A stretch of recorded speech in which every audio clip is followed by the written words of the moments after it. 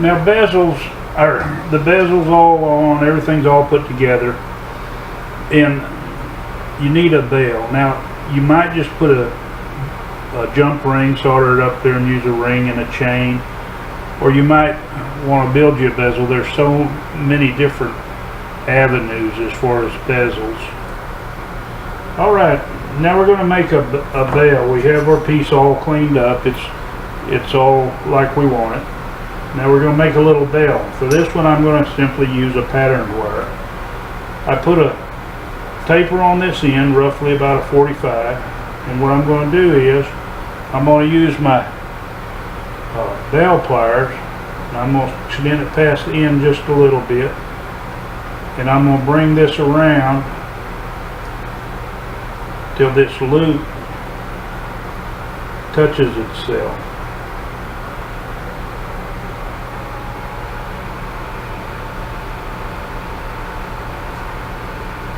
Okay, and then what I'm going to do is I'm going to come back here, because whenever you bend that you've got a little curve. I'm going to straighten out this back part and make sure this loop comes in tight. So we've got a nice formed loop here, and make your loop whatever size you want depending on what type of chain you're going to go through, so how much space you need. But now what we're going to do is I'm going to cut this off just about a 1/4 inch, and I'll put a little taper on this back side because that'll be exposed on the back of the pendant. Then I'm going to flux this up. I'll place a little piece of solder right in behind here, and I'll solder this joint here closed. Alright, we've got our little piece of solder. We got fluxed up, and we've got our little piece of hard solder right inside there. And what we're going to do is just heat this up and dry it out. Same thing, always just watch your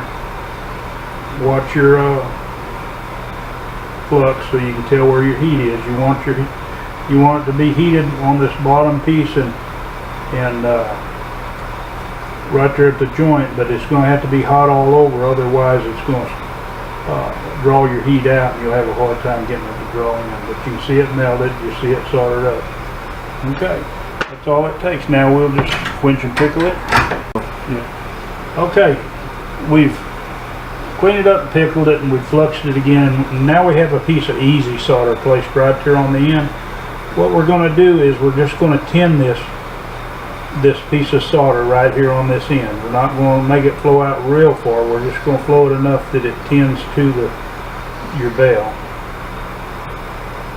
Once it starts to melt and binds to it, then it'll be tinned, and then we'll be ready for the next process.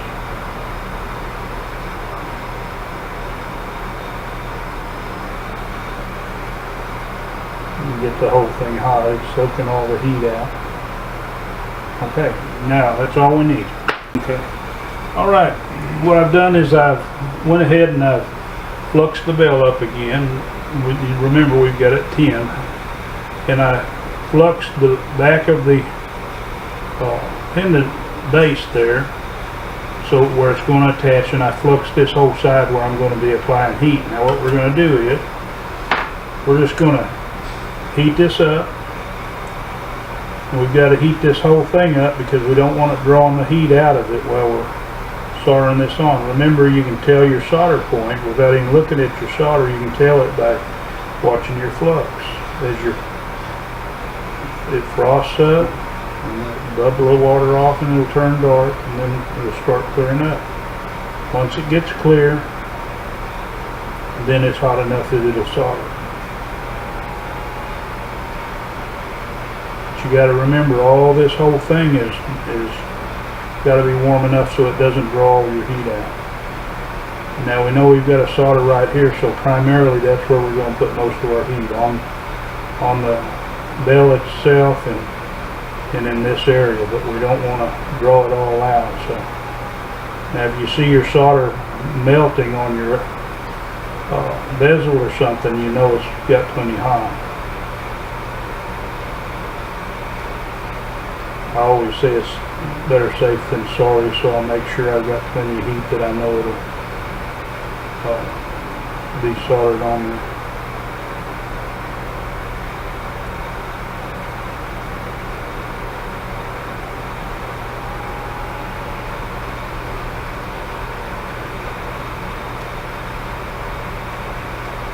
Okay.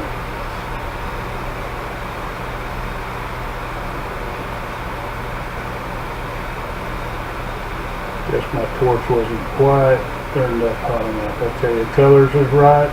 That should be good. Okay, now we've got this piece cleaned up with the pickle. It's cleaned up. Now what we're going to do is we're going to burnish it. We'll use 3 pounds of stainless steel jewelry shot in a 3-pound tumbler, and we'll just run it there for about 15 minutes. Alright, we've got it out of the tumbler, and as you can see, it's nice and shiny now. It does a good job of burnishing. What burnishing is taking out the small marks.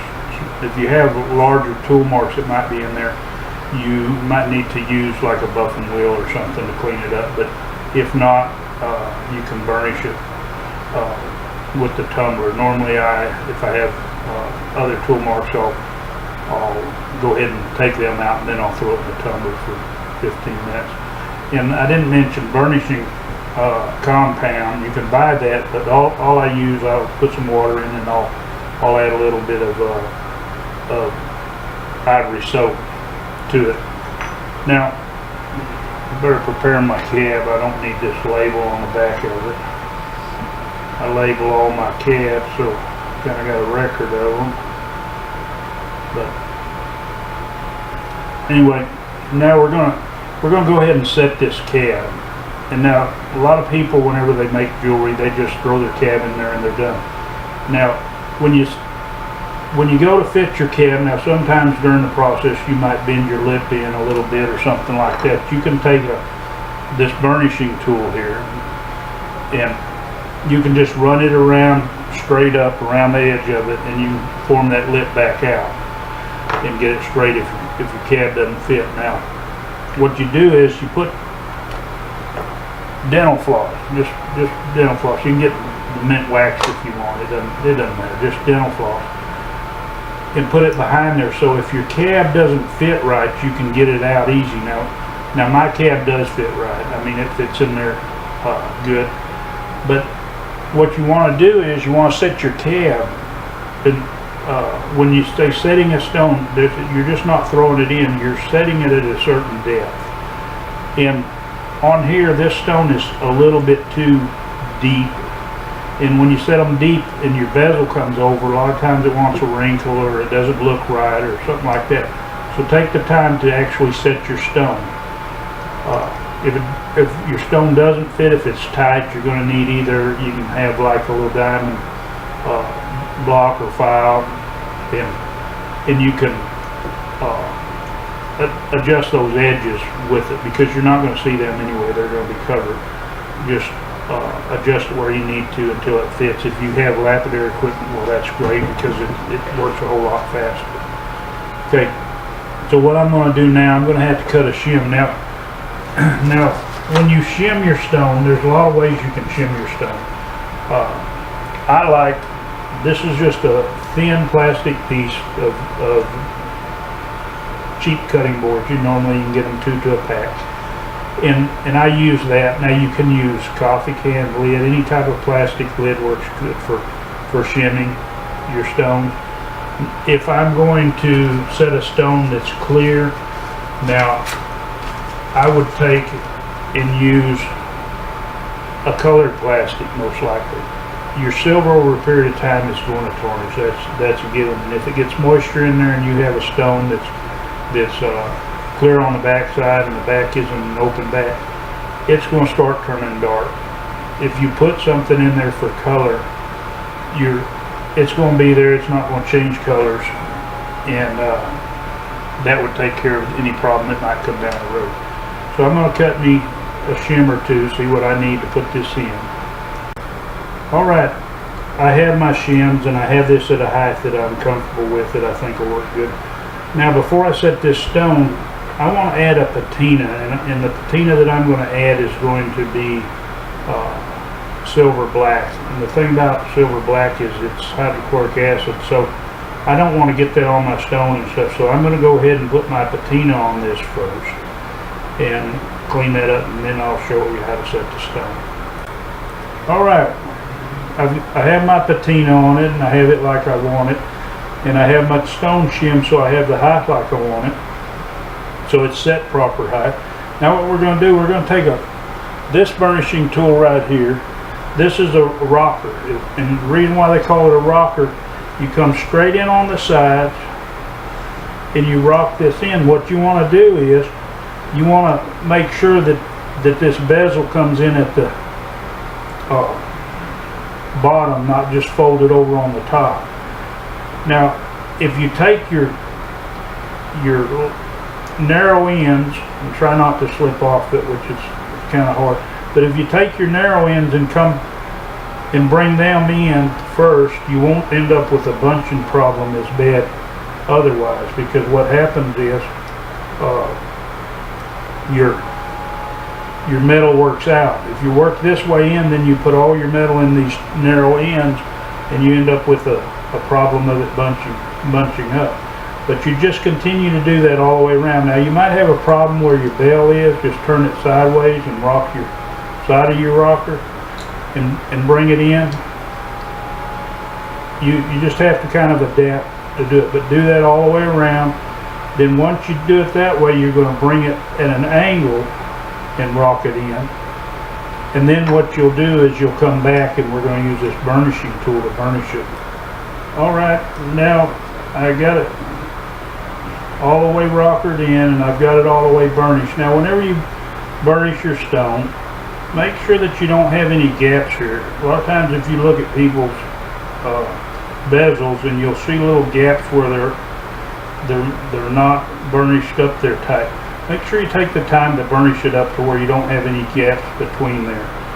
And also, I want to make a special note to the fact when you make your bezel, and I say clean the silver joint up, make sure your silver joint is cleaned up good, because if it's thicker than the rest of it, you're going to see where it is. Now you can try to find the joint on this one, and you've watched me do it, so you know it's on the side, but the joint doesn't show, and that's what you want. You want to take and spend the time in the process. Don't hurry to make jewelry. Now I do have a problem of getting a bell perfectly straight, but I guess one thing about it, you do know this is custom jewelry. But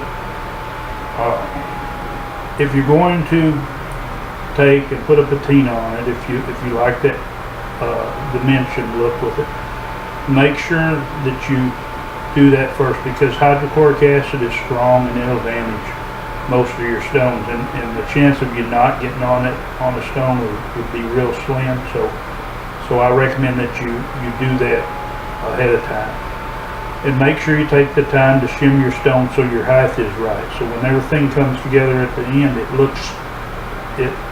a nice looking piece. I hope this video has been helpful to you, and I hope you subscribe and look forward to future videos that I might have. I know this series here is probably going to be helpful to some. And I also want to mention the Facebook group, Jewelry Design and Techniques, because I do some live feeds, some other do live feeds in there, and it's dedicated totally to jewelry making. So if you have a problem with it, your jewelry or something like that, chances there's someone in the group. It's a new group. It hadn't been started long, but it's growing in a hurry, and we've got a lot of people sharing knowledge. Thanks again, and good luck on your next piece of jewelry.